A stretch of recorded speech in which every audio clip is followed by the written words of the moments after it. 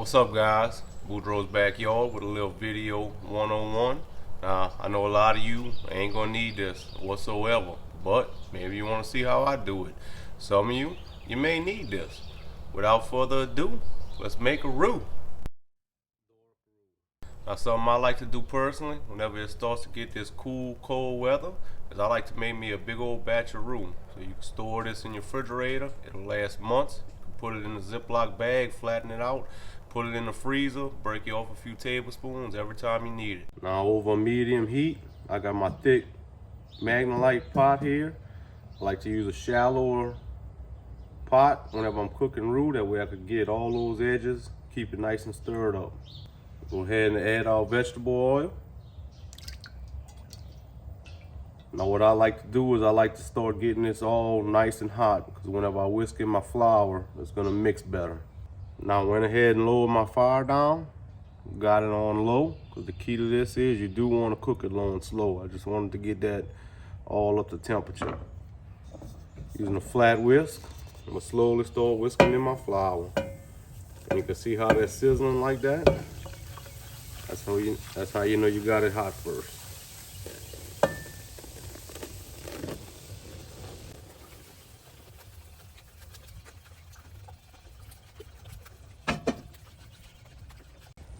Now I like to give me one of these big, high temperature rubber spatulas.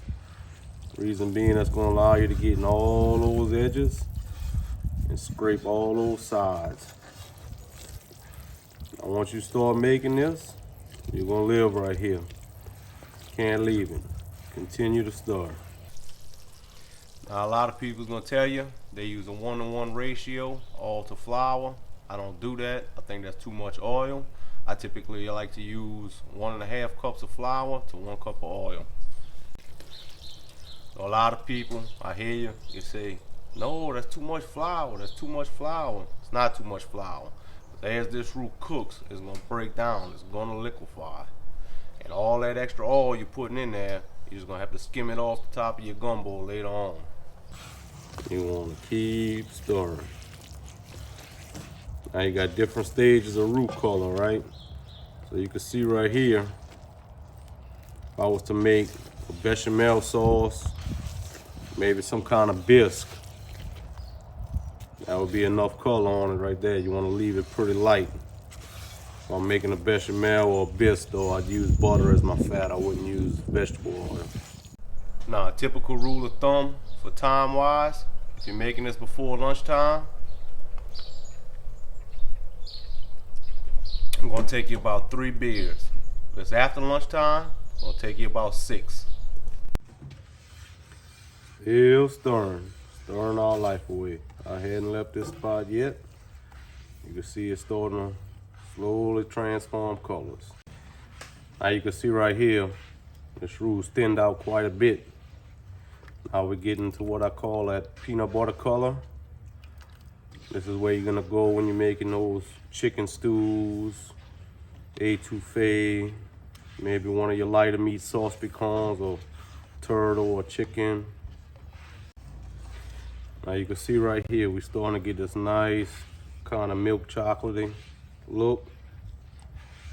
I'm gonna go ahead now and turn that heat off. I know what you're saying, it's not a dark roux yet, but this will continue to cook in the pot, so your job's not over with. You gotta sit here and stir it till it cools down, or it will burn. Now, 2 things to note about your dark roux.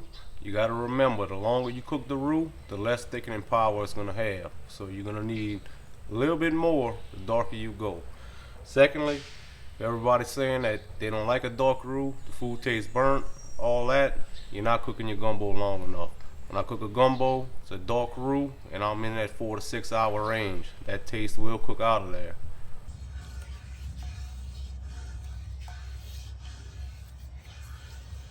And now that our roux is a nice heavy chocolate color, I'm gonna transfer it into a bowl. I'm gonna let it sit.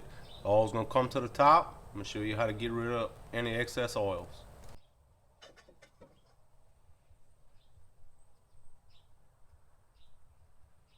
And now your roux cool down. You can see that all skimming around on top.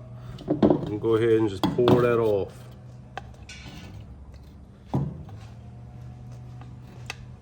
What you'll be left with